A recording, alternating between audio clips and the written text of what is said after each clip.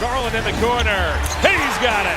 Feed stands. Pow with the running in. Mitchell shakes. Up to the basket. And thunders it home. Oh! Mobley throws it down. And Allen blocked the shot at the rim. Welcome to Chase Down Podcast, part of the Cavs media family. I'm your host, Justin Rowan. The Chase Down is presented by Fubo, the official streaming partner of the Cavs. Watch over 350 channels of live sports and TV, including FanDuel Sports Network without cable. There's no cost and no commitment. Try for free at FuboTV.com/Cavs. We are coming off a Christmas Day heartbreaker against the New York Knicks. The Cavs played one of their best games of the season, but were not able to hold on to their late lead. Joining me today to discuss it is my co-host, Carter Rodriguez. Carter, how you doing, buddy? Oh, I'll tell you what, I found who the culprit is. R. Speller in the YouTube chat says, I was watching that game in my room. The Cavs were having fun. But when I watched in the dining room while having lunch, the Cavaliers collapsed. So that's on you. That's bad juju. You don't get up from the spot that you're sitting watching this team. I didn't know anybody was healthy and normal enough to think that, hey, what I'm doing in my day-to-day life, it doesn't have an impact on this game. So I'm just going to continue with my daily routine.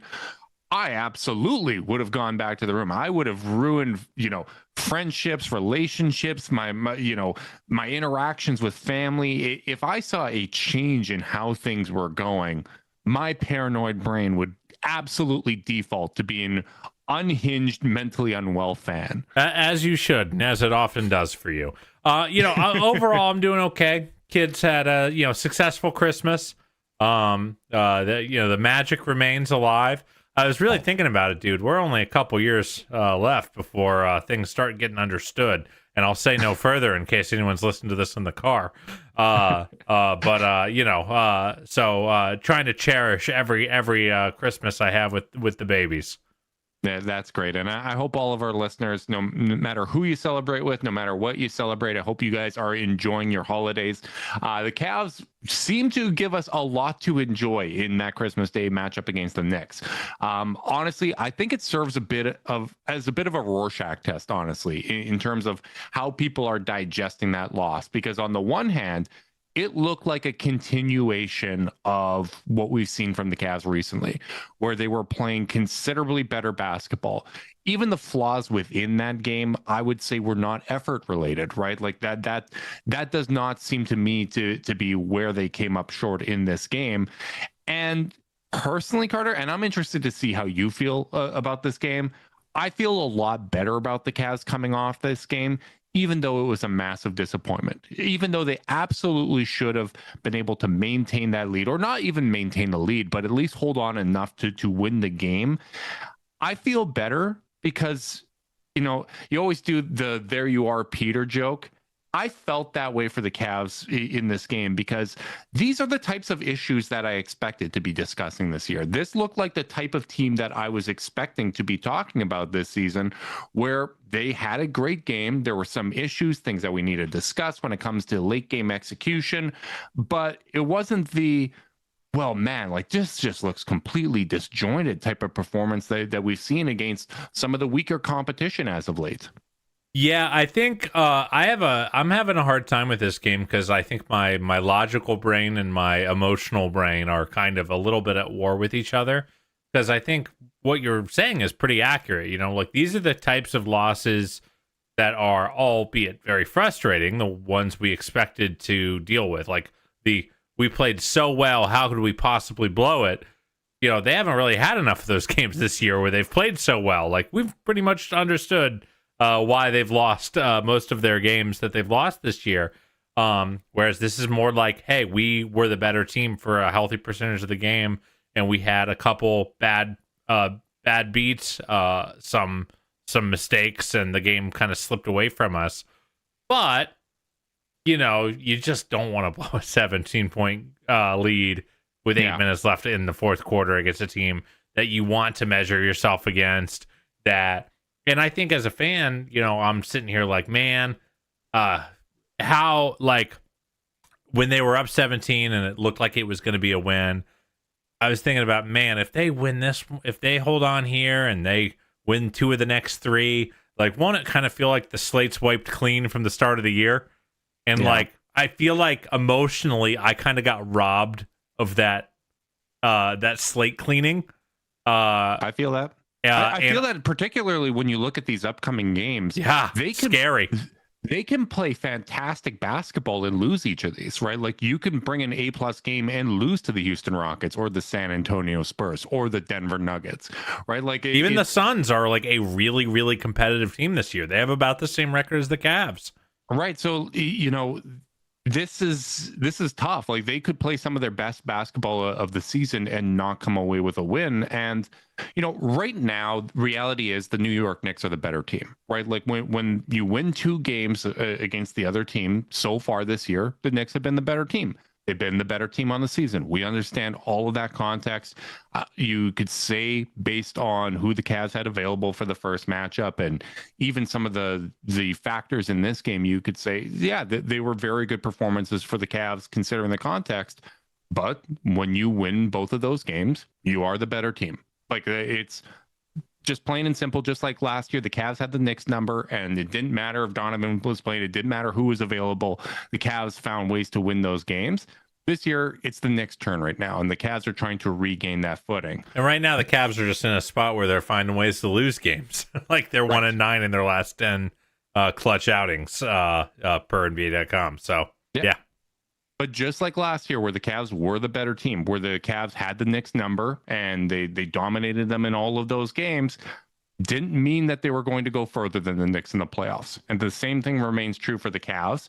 And, obviously a big part of this game was the return of Evan Mobley, returning 13 days after the announcement that he'd be out 2 to 4 weeks. Couldn't believe it. Couldn't believe it. I'm rarely floored. I was floored. We did talk about it when the announcement came out that Evan Mobley was going to miss time, that historically he's a quick healer, right? He seems to be the one guy on this team that beats those return timelines every single time and looks good doing so. And I was thrilled that he did look good out there. I thought he gave the Cavs really good minutes heading into a very difficult stretch. I think it's a big benefit to have Evan Mobley back. But, it's just disappointing because the Cavs absolutely did enough to win this game, right?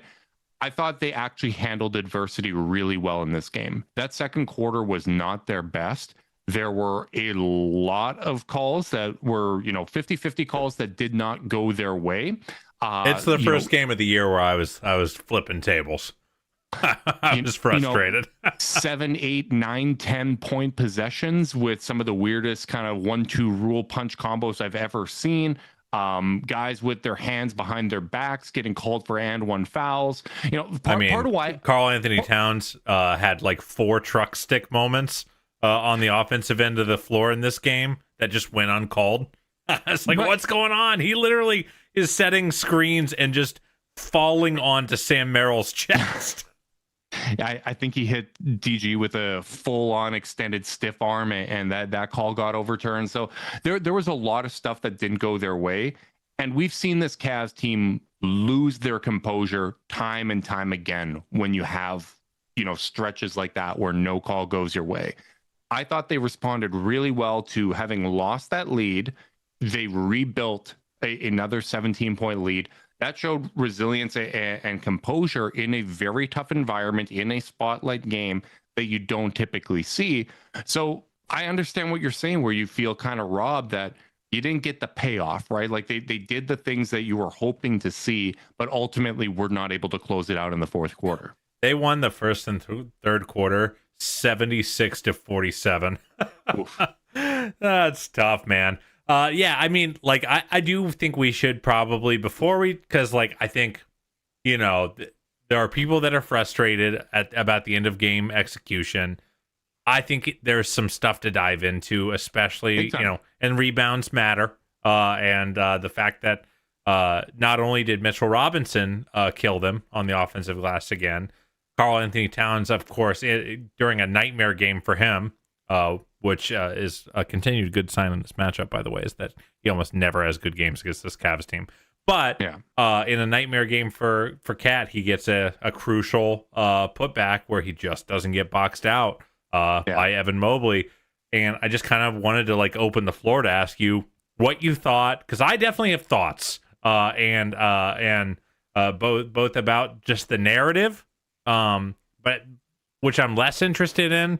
and about just the X's and O's, which I'm much more interested in. Yeah, the narrative aspect I don't even really want to get into. I thought Nate Duncan, who again does, in my opinion, like the three best national podcasts out there right now are Dunked On, The Dunker Spot, and I got love for my guy Dan Favalia as well. He does terrific work at Hardwood Knocks. Those guys are all doing terrific work. Jason Timpf as well. I love his work. But Nate, I thought, said it perfectly where he said, this game shows you exactly every reason why you would have belief in the Cavs and why people have their doubts, right? And when you struggle in a way that is a sore spot and brings back those bad memories, I understand it.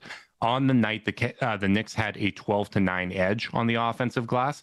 The Knicks do average 14 offensive rebounds per game. So the Cavs actually contained them for the majority of the night. And that might actually be what's so frustrating, right? Because they did what they needed to do against Mitchell Robinson for the majority of the game. And then you had those 4 straight offensive rebounds late in the game. Carter, do you know how much, this is going to hurt. How much did the Knicks win the Mitchell Robinson minutes by? I don't know. Maybe a 0 is what I'm going to guess. It was 0. It was even, right? So it's not like they absolutely got murdered in those minutes, but those 4 possessions were really tough. Just kind of going back and rewatching that game today, the first of them, Jared jumped too early. Right. Like, so what happened on that play, Mitchell Robinson has 3-4 inches on Jared Allen. We know that he weighs a whole lot more, but Jared went to get that rebound and Mitchell Robinson gave him a 2-hand shove in the air and then got the offensive rebound. Normally, yes, you're going to get called for an offensive foul there, but we know when you have someone that is one of the best in NBA history at a certain thing, they get a little bit of leeway, right? And Mitchell Robinson is one of the best offensive rebounders in NBA history. What you have to do in those situations when you're dealing with a guy that is larger than you and that kind of knows every single trick to get those rebounds, you actually have to wait a beat. If you're Jared Allen, you have to maintain that box out and that possession and jump a second later than you normally would, because in that instance, Mitchell Robinson is then forced to get a very clear over the back foul. He doesn't have the time to 2-hand shove you in the back and then go up for the offensive rebound. You have to worry about boxing out almost more than getting the rebound itself and going up kind of like late hands with a wide receiver, right? Like, you have to be aware of what he's going to do in those spots. So I'm going to put that one on Jared. The second one, Jared Allen had perfect rebounding position. He boxed out Mitchell Robinson really well. It was a super long rebound that hit the ground between Mitchell Robinson and the 3-point line. Yeah, and if I recall correctly on that one, Justin, that entire side of the court was cleared out, so it wasn't even like a Cavalier could crash down and come get to it. It was an empty corner. Right. There is no situation. There is no player in the NBA who boxes out Mitchell Robinson from the paint and pushes him beyond the 3-point arc with the box out in that period of time. So I'm not going to put that one on Jared. The interesting thing with this stretch is when I think back to that playoff series, it was a lot of what we saw where Jarrett was helping on the driver. He wasn't in rebounding position, or there were scheme things. He was out a little bit too far as a result of the defensive scheme and he wasn't in position. That didn't really happen here. The third one, he was helping on a Jalen Brunson drive, but it was a half help. He unnecessarily kind of left Mitchell Robinson and he wasn't in position to either contest the Brunson shot or rebounding position for Mitchell Robinson. That one, 100% Jared. So, 2 out of those 3, I'm putting on Jared Allen. The fourth one, Dean Wade actually got both of his hands on the ball. Jared had rebounding position or box out position on Mitchell Robinson. He was contesting it. Dean got 2 hands on the ball and didn't come up with it. I'm attributing that one to Dean. And to make things even worse, the ball goes out to Tyler Kolek. Sam closes out on him and is actually in position to contest the shot, but Kolek kind of fakes a pass to Mikal Bridges, and Sam leaves Kolek, who was the hottest shooter in the game, leaves him wide open for the shot and plays the pass. Like that's just a breakdown that can happen. I understand Jarrett needs to be better in these spots, but 2 out of those 4, I don't attribute to him. I would still like to see him play better. I actually like that he played with some anger in this game. It seemed like he was getting frustrated, but overall, like, I understand that aspect kills you, but there's other things in this game, and particularly in the late game execution, that I find to be a little bit more interesting than, hey, we held the Knicks to 2 offensive rebounds below their season average. Yeah, I checked the full game. Their offensive rebound rate was 5 points lower than their season average.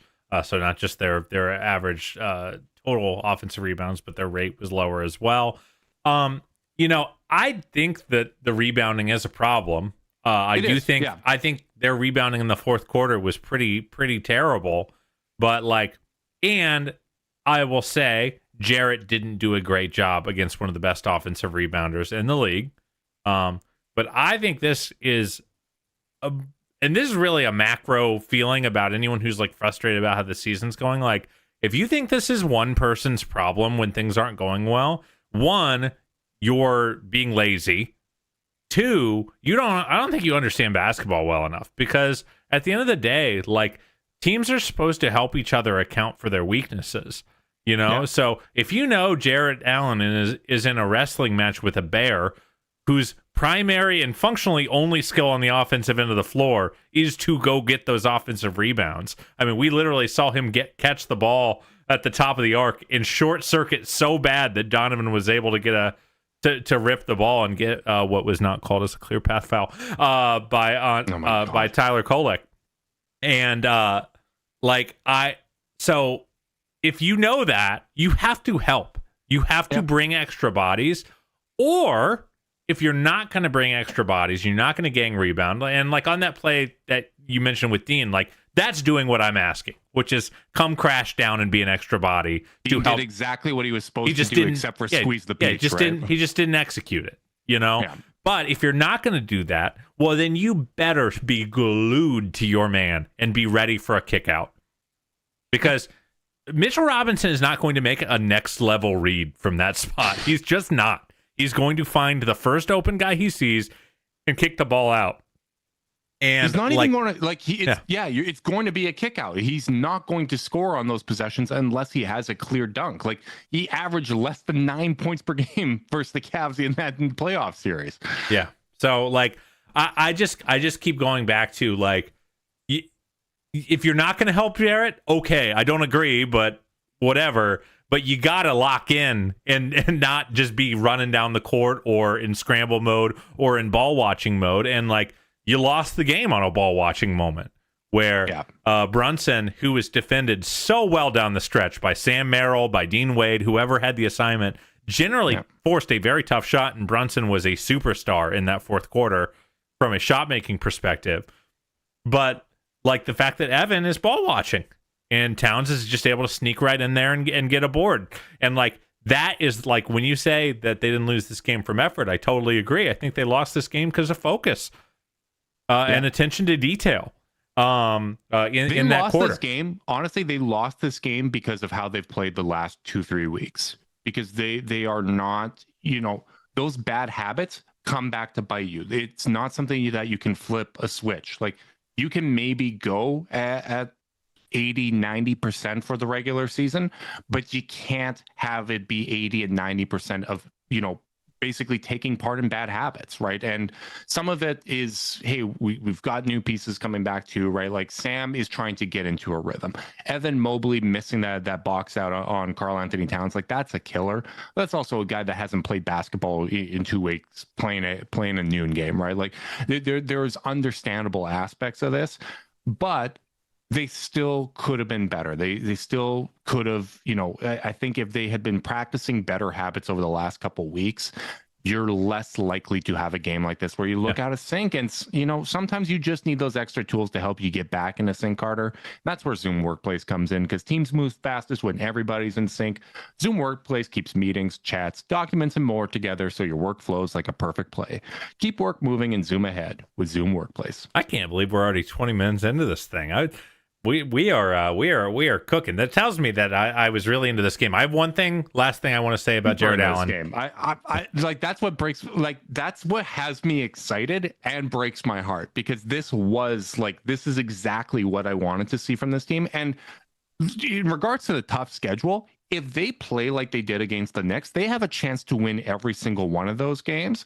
But we haven't seen that done consistently, right? Like there are so many variables and factors into this, right? But I think it's a step in the right direction if they don't let it get to them, which I think is going to be a major, major test here. Yeah, for sure. I want to talk about one other thing because there's so much good stuff to talk about this game from a positive perspective.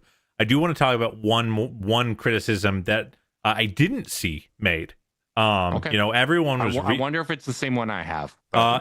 Everyone, and I'm talking about late game execution. One thing that I saw in the fourth quarter involving Jared Allen, because everyone's just furious about the offensive rebounds, and I get it. I wasn't fist pumping in glee at home while Mitchell Robinson was killing us, and Tyler Kolek was reaping the rewards. But one thing I saw in that game late was the Knicks were throwing two at the ball, and Jarrett was not assertive enough in the short roll. He caught the ball. If he did catch the ball, it was I'm just going to pivot until I can find a pass. And it's tough. It's tough to tell your mostly non-ball handling big man to put the ball on the floor in that moment. But there are some times where it's take one dribble and see where that gets you. I thought they played a little I thought they kind of leaned on some of their worst bad habits in crunch time there, where it's well, I caught the ball, but I don't have a wide open opportunity, so I just need to go find Donovan again. And it's that's just not going to work at the highest level. And if you can't catch the ball at 14 feet and make the defense react to you, we've got a problem here. And what we're doing there is effectively ceding the benefit of a double big lineup on offense.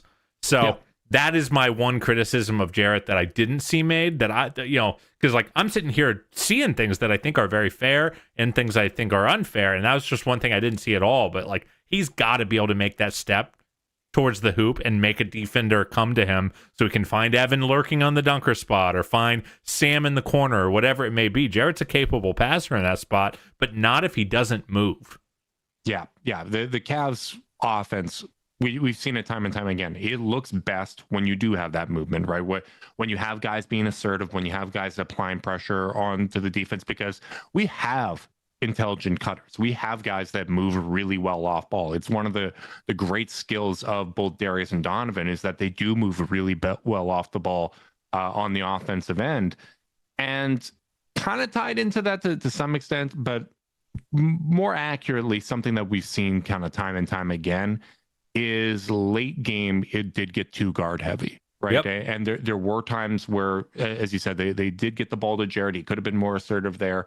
But Evan Mobley checked in with 4:30 left in the game, and his only field goal attempt came off of an offensive rebound. He was not involved enough. And I'm of two minds here. I think there's two sides to this coin. The first is this is something that we've seen before. So I think it's fair to point it out and say that they should be better here. The other side of that coin is here's a guy that hasn't played in 2 weeks and is checking in with 4:30 to go, and you're asking guys to all of a sudden make him not a focal point, but a primary part of the offense, when the guys that were out there, the rest of the guys that were out there, had been playing 3-4 minutes already together in that shift. That's a really tough spot to be in. In normal circumstances, Evan Mobley's out there playing the last 7 minutes with those guys, and you're going to have more of a rhythm. When it's a one possession game in that spot, that I understand that that's a tough thing to do, but at the same time, this is something that we have seen time and time again. And a lot of the shots I was largely okay with. I thought Donovan took 2 shots in the paint late that just didn't go down. I thought they were good field goal attempts. A lot of missed layups in this game for the Cavs. That was on the back transition. Of his jersey, he would have been shooting free throws. There's a whole lot of things that went into that. There were other field goal attempts I didn't love from him. Darius, both of the floaters late, I thought are shots that he hits, but I thought that they were rushed. He didn't look super comfy taking them. They felt rushed to me. Not only too early in the shot clock, but also he was moving a little bit quicker than when he's taking those comfortable kind of floaters in those spots. Now, he made up for it with that nice basket late to take the lead. That was great. There was some good, some bad in there, but I would have liked to see more involvement of the big men, particularly Evan Mobley in that spot. And particularly when, Mitchell Robinson checks out and you have had so much success attacking Karl Anthony Towns the entire game. You had so much success getting downhill and into the paint. Cavs only took 34 threes in this game, and I thought one of the primary reasons of that was they were killing the Knicks inside. It was a 56-40 edge on the inside. Cat and Brunson put in action every single time. Let's get downhill. I just thought that was a missed opportunity and something that they absolutely, like, if we're getting back to what the expectations were at the start of the year, which I know we're still a ways away from, that's absolutely one of those things that's like bare minimum. We need the Cavs to iron this out. Yeah, you're not wrong. And in general, I just, not only did it get guard heavy, it just got slow and predictable. I thought what was so cool about the vast majority of this game is just, it was just constant attack and pressure, I keep going back to the Steve Jones thing of like the Cavs just keep making you guard. And I think they did that to the Knicks. And that's why they were, they put up 76 points in the first and third quarters combined because of that relentless pressure. And the shot making was there too, but they left a lot of meat on the bone there. Sam Merrill goes 2 of 8 Sam from goes 3. 2 for 8, right? Sam going 2 for 8 and Kyler Kolek going 4 or 5 is basically like. How about Jordan Clarkson getting up 25 points in this game? Oh my goodness, yeah. And frustrating thing was it wasn't like the Knicks were ever really picking on anybody in isolation either, right? There wasn't a lot of that. One thing, I understand statistically both Darius and Donovan are having the worst defensive seasons of their career, right? And I cut both of them slack because on the one hand, Donovan has had to carry such a large offensive load that I just get it, man. I absolutely understand it. Darius, obviously coming back, the mobility has been limited. The Knicks did not take advantage of Darius at all. Brunson was 2 of 5. He went 10 of 25 in this game. You need to win this game. Brunson went 2 of 5 against Darius. Clarkson went 1 of 3, right? Mikal Bridges was the only one that had some success, but it wasn't like he was cooking him off the dribble, right? He just hit some shots. Donovan, now that Darius is playing more like himself and Evan Mobley's back in the lineup and you have a help with Sam Merrill, I would like to see the off-ball defense improve a little bit because they picked on him a fair bit in those spots, right? He lost Tyler Kolek a couple times. He lost Jordan Clarkson a couple times. There was, easy under the basket opportunities given up. That is one area that I would just like to see improve a little bit there.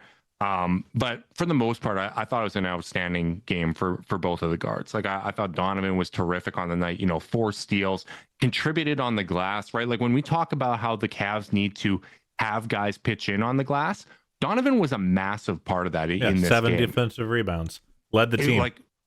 Absolutely fantastic and exactly what you need from the guards in this game, because so many times they'll get attributed to Jarrett because people have their bones to pick. But it is the perimeter guys that aren't holding their end of the bargain. Yeah. Donovan absolutely did that. I will say, and I feel like I have to make this every time in the interest of being fair, is Evan and Jarrett's defensive rebound rates are just way down this year. And I don't know why. I really don't. I get it with Jarrett. He's got 2 busted hands. Well, yeah. Had 2 busted he hands. had 2 busted hands, but even before he had them busted, he wasn't rebounding at a super high level. Yeah. Evans kicked up quite a bit since a pretty anemic start to the year. I'd be interested in seeing some of those splits. Obviously, the splits are pretty messy because he just missed 5 games. But those 2 guys still, yes, the Cavs need to gang rebound better, and yes, Jarrett and Evan need to rebound better. Yeah. I just wanted to make it clear that I thought Donovan was absolutely terrific in that aspect. 4 steals I thought were significant. I'm still a little amazed that the foul at half court isn't called, a clear path foul or whatever. Yeah. Darius was wide ahead. I guess you can do that if, in certain circumstances, but Darius was terrific too, right? The playmaking was superb. I thought he had an efficient game from the floor. It was what you wanted to see. It's just one of those times where, again, I'd like to see the late game execution get a little bit better. And we saw this team have the most clutch wins in the NBA last season. We saw them dominate the Knicks last season, right? Like, so we know it's in there, but this is part of getting back to who they were last season. And then once they're there, trying to build upon that. And I really do feel like some of the bad habits over the last couple of weeks came back and bit them in the worst possible way. Yeah, that's true. Doesn't mean they didn't have some great performances, though. Obviously, Darius and Donovan did great. I do want to talk about our guy, Jalen Tyson. There were some folks that were... I wanted to get there, too. Yeah, there were some folks that were griping that he only played 20 minutes. I think that's a little bit of a unfair thing, since most of his best play came in the third quarter. So it wasn't like he was just awesome the whole game. Though he wasn't bad in the first half by any means. He just wasn't awesome like he was in the third quarter. But, like, any thoughts to, like, would you have found a way to get him back in? Because really at that point you're talking about him taking minutes from Dean or Sam a little bit. Functionally it would be Sam, right? Because you're struggling with Mitchell Robinson. You're trying to have Dean Wade help in those spots. And that's where I'm of two minds. I really do struggle with this because given the way he played in the third quarter, I thought he deserved more minutes in the fourth, right? How many did he play in the fourth? Do you know offhand? I don't think he played after the 8-minute mark. I'll take a look, see real quick while you talk. Do that while I talk. But the tough thing is having Sam back has unlocked a lot, right? Like that movement shooting has been really important. I thought he made some really smart plays. 4 minutes and 17 seconds. Okay, so that would have been three the boards, opening. 1 of 2 from the field. Yeah, that would have been the opening minutes of the quarter. I thought he deserved another opportunity, but having Sam has made a really big difference for the team. Like I do, even though Sam didn't shoot well, I thought he had a good game. Obviously, leaving Kolek late was an absolute horrible decision that a normally very sound defender in that spot normally wouldn't make. But I want to give him credit because the one thing I really felt in this game, and one of the biggest differences in his playmaking this year, is it's so much more patient. Like there were times where he would come, beat his man off the dribble because he had an advantage and he knows what the next pass is supposed to be, so he'd throw it right away. Now he's so much more patient. He waits for the defense to react and for them to get flat-footed or to rotate in a way. He's actually manipulating the defense to some extent and making the right play. I thought this was an example of Sam having a poor shooting game and not playing poorly. Like I really, really did like this game from Sam. And I understand the inclination from Kenny Atkinson to go to him in that spot. All right, we're going to keep size out there with Dean and Jarrett. We're going to eventually put Evan in for the last couple minutes of the game because he's on a minute restriction. We need to have shooting. We need to have playmaking out there. I get it. I don't know. I think Sam, maybe you go small. Do you go small and you play Jalen instead of Dean? Like maybe that's complete hindsight because I saw, like I said at the beginning, Dean get 2 hands on the ball and not come up with the rebound. But it's not like Jalen Tyson's a tremendous defensive rebounder. He does it a little more on the offensive end. I don't think I have as many notes as other people do for that reason. Like I think Dean and Sam were guarding the absolute hell out of Jalen Brunson. I thought they were playing about as good of defense as I've seen the Cavs play. Like as good as any Isaac Okoro minutes on him in the past. Like they were staying on his hip. They were shading the left hand. They were playing the step back. The shots he hit. Jalen's nickname is literally the self-appointed and appointed by the team, Hacky Chan. And you're asking him in that spot to go out and defend a guy who you don't even have to foul to get a foul. And if you do foul him, it's going to be a flagrant. Like that's a really, really tough ask. Yeah, so I don't know if I would have wanted Jalen guarding Brunson. And and I liked that they could switch Sam Dean actions and and have someone who was doing a very good job on him. It sucks. I mean, he scored 13 points in the fourth quarter, so it's not like they were like unbelievable. Like, were any of those easy? Did he have like any good looks that dropped? I don't remember any. So like I that's why I probably was okay. I just think they needed to play better. Like sometimes the answer is play better. Sometimes the answer isn't like put in a different shiny new toy. I did think Jalen was awesome. Yet another game where he's really, really good inside the arc. Goes 5 of 7 from 2. 2 offensive boards at meaningful times. So a really, really strong game from him. Yeah. And, obviously you got to take care of the basketball against the Knicks. You know that they're going to get offensive rebound opportunities. The Cavs were a little bit worse on turnovers. They had 14-13 for the Knicks. The Knicks did outscore them by 7 on points out of turnovers. So, that right there very well could be the game, right? And I thought we had taken clear path. I'm going to stop with the complaining about the refs, but maybe that's one way to stop points off of turnovers is foul guys at midcourt. It's allowed now. I will say, by the way, I know we've already moved off the Mitchell Robinson thing. One thing I will say, and I hate hacking. I just wrap the dude up. If he gets an offensive rebound when the game's slipping away, just wrap him up. He's shooting better at the line lately. He's at 42% for the season. I think he's 90% the last 3 games, though. Oh, that's nice. I'll still take that. I'll take those odds. I saw that there was drama there that his trainer was posting that the Knicks should involve him more in the offense. Yeah, he made 10 of 11 of his last 11 going into this. Yeah, there you go. But nevertheless, that was just a thought I had. I was like, well, if you're not going to get stops and you're not going to close out, you better wrap him up because it's still better than wide open Tyler Kolek threes. Yeah. No one... one last little gripe about the end of game. I wasn't even able to figure this out on the rewatch. The challenge that the Cavs had with 55 seconds left about whether or not it went off of them. I can't believe the broadcast never showed a single replay of that. Terrible. Functionally, that play, the Cavs not getting to see at least the replay of that. The Cavs lose a timeout on that. I don't know if it was the right call or not. I don't know anything that happened on that play.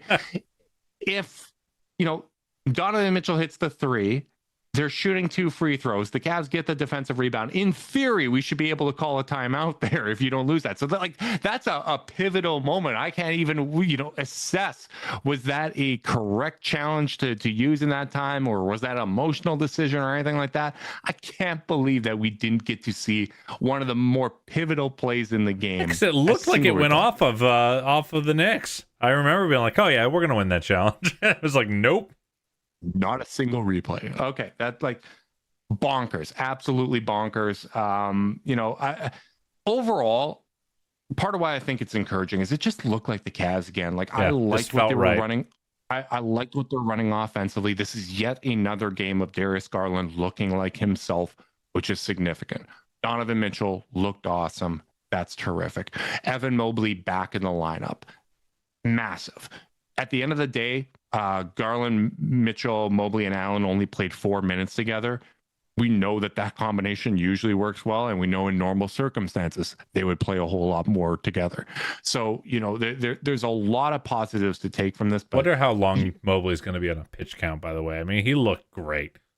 He did look really, really good, right? And it was only a grade 1 strain 2, which is really encouraging. I think it was upper calf as well, so you don't worry about that as much. Hopefully everything continues to work well, because as I said, this is a really, really tough stretch and some big tests. But hey, we know every single game there is an opportunity for you to go out and get a win, no matter how good you are, how bad you are, or whatever the case may be. That Rockets team lost to that Pelicans team that we just beat, right? These are winnable games. It's just going to take them playing really, really well and seeing how they respond to this adversity, which I'm very, very curious to see. Yeah, this is going to be the stretch that really, really will define at least the next month of Cavs hoop, I think. Because if and maybe up to the break, I'm not sure, but this is tough, man. At Houston, at San Antonio, versus Phoenix, versus Denver, versus Detroit. Cavs will probably only be favored in one of those games, if I had to guess. If you go 3-2, that's terrific. If you go 2-3, that might not be bad, right? When you look at how good this stretch is, it's But what's scary about that is they're 2 games over 500, Justin, and it doesn't really matter. But it does feel like it matters. On you just because you hit 500 at some point, right? Yep. It's going to feel that way, and we're going to need to guard ourselves against that instinct. Yes and no. I think how it happens matters a lot. Speaking of how it happens, I was curious with this game because the Knicks are the fourth slowest team in the NBA. And I felt that Cavs did play a very good defensive game against them. And it got me in a researchy mood. I was like, how do the Cavs perform defensively versus pace versus how good the defense is? And I looked it up, Carter. What would you guess their rank is for defensive efficiency against top 10 offenses this season? I don't know. 11th. They are fifth. Oh, According to Cleaning the Glass, against top 10 offenses, they allow a 116.1 defensive rating, which is fifth best. I looked at top 10 teams in terms of pace and how the Cavs have performed defensively against them. Small disclaimer, I did take out the Memphis game because Ja got hurt early on. They had a 94 offensive rating and it just throws everything off. So I skewed the numbers to make it worse, yeah. which isn't something that I do, but I do like transparency. You are so respectful. Thank you. They do, against top 10 teams in terms of pace, they allow a 116.5 offensive rating. So that's a little bit higher, and there's almost a stronger correlation to how they perform defensively. It almost matters how fast the team plays versus how good the offense is over the course of the season. Well, that's certainly been that matches the eye test because teams don't have to do a lot of crazy stuff to them this season at their worst when they just run. You don't have to be creative. You don't have to be clever. You just go, and the Cavs will give it to you. So that generally matches my expectation. That's not stunning to me. So that was my expectation. Not all of the data lined up perfectly with that. Well, then throw it out, brother. I will say it's bad data then. Just kidding. Against middle 10 offenses, the Cavs are ranked 19th. They allow a 118 defensive rating in those games. The middle 10 for pace, they actually allow a 107.4 offensive rating. So they're really, really good against that middle 10. Bottom 10 teams in terms of pace, the Cavs actually struggle more against those. They allow a 117.4 offensive rating against those teams. And that's some of like your Boston and those types of matchups that they've had. The thing that's tough about it is the samples just aren't that big because you're looking at like 8 to 10 games a piece. Yeah, we're talking about 12 games for top 10 offenses, 14 for bottom 10 offenses. So I was trying to factor that in as well. It's messy, right? Like the Cavs have started 17 different starting lineups in 32 games, right? Like you're not going to get kind of the cohesive sample at this point that you would have last year. So there's obvious caveats and disclaimers to that. My theory on the bottom 10 teams in pace is that those are matchups where the Cavs probably have struggled to score more than others, because if they're not getting out in transition, given how bad the offense was earlier in the season, they're probably going to have a lot of misses.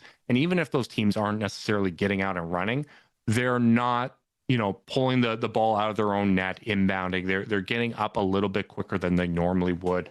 They're getting some transition opportunities. They're getting out after misses and turnovers. So maybe that is some part of that.